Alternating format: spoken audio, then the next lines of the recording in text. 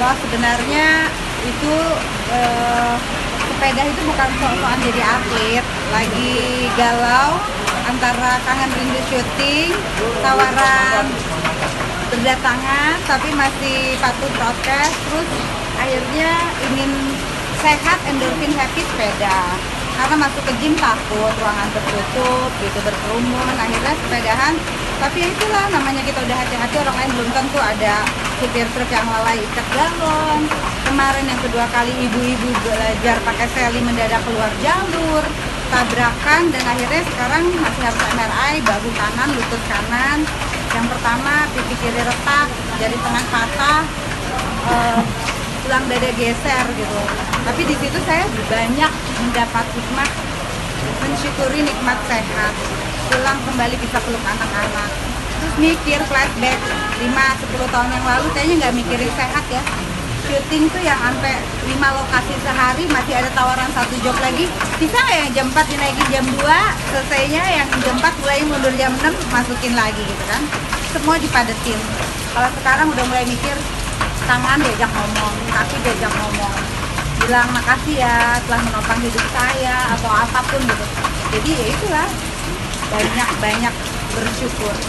Tapi selama COVID kemarin teteh kegiatannya apa sih? Kuliah lagi, saya ambil lagi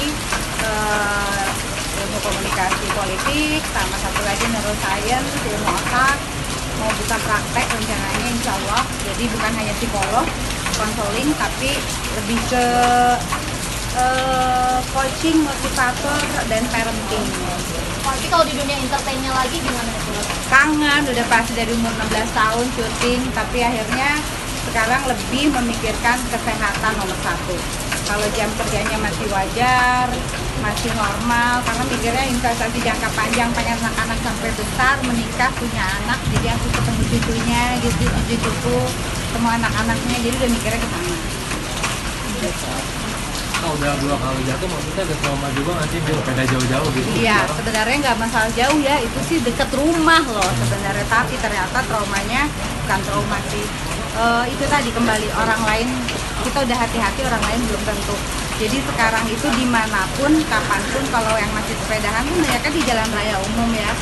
Nah, kayaknya lebih baik loading aja deh, naikin sepeda agak jauh dikit, tapi benar-benar yang areanya aman gitu. Karena kalau misalnya di jalan raya, pengemudi lain kan macam-macam ya. Kita nggak bisa menyalahkan juga gitu, dan akhirnya dua-duanya pun mereka nggak ada pada saat aku di rumah sakit, masuk IGD sampai dirawat nggak ada juga gitu, dan aku nggak menyalahkan ya, karena kan tiap orang beda. Jadi kita nggak punya ekspektasi mereka harus bertanggung jawab, mereka gimana kan. Kemudian suami seperti apa kan kalau jatuh kedua kali nih maksudnya? Kalau suami memang udah mengingatkan, ya memang sayanya aja masih doyan sepedaan. Jadi ya kalau buat saya ini pembelajaran, tapi setelah 2 kali ini naudzubillah dalik ya, ada yang ketiga ya gitu. Jadi sekarang sepedanya saya gantung, saya diemin dulu. Kalaupun rindu banget, saya loading ke Bandung, daerah-daerah atas yang memang sepi gitu kan. Jadi berani. Kalau sekarang biasanya depan rumah di klaster di Bintaro, karena Binluk itu kan emang area sepedahan, tapi ternyata itu tadi orang lainnya yang belum tentu hati-hati. Ada keinginan tempat yang pengen di main sepeda di mana gitu Pak? Ada nggak? Kemarin kita mau JFNY di Bali, ikut yang Temple New York ya. Udah sampai, udah tinggal berangkat. Ternyata saya kecelakaan kedua kali. Lumayan sih kecelakaannya, dua-duanya sampai nggak sadar di tengah jalan tergeletak. Jadi benar-benar 1 jam yang pertama nggak respon, ditanya nggak jawab, nggak ada reaksi, nggak ingat apa-apa. Yang kedua juga sama, tapi nggak sampai 1 jam di rumah sakit. Yang kedua masih sadar begitu perjalanan pulang. Jadi 2 kali itu kayak dikasih peringatan bahwa hidup itu hanya 1 kali dan kesehatan itu nomor 1 gitu. Jadi sekarang memilah, bukan hanya dalam aktivitas sepeda, tapi dalam mengambil pekerjaan, memilih jam kerja, porsi kerja, sadar diri akan usia gitu kan. Kita udah bukan ABG lagi gitu, jadi tahu porsi yang mana harus dilakukan, mana enggak. Sempat ada rasa kapok gitu?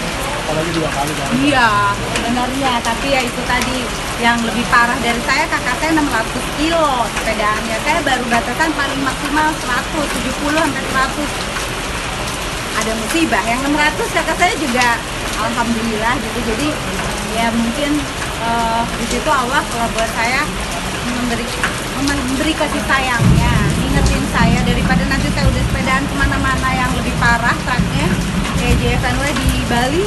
Rutenya kan parah, tikungannya tajam, tanjakan semua gitu, area medannya parah. Saya diingetin kali, jadi ya udah nggak usah ikut. Oke, Mirni,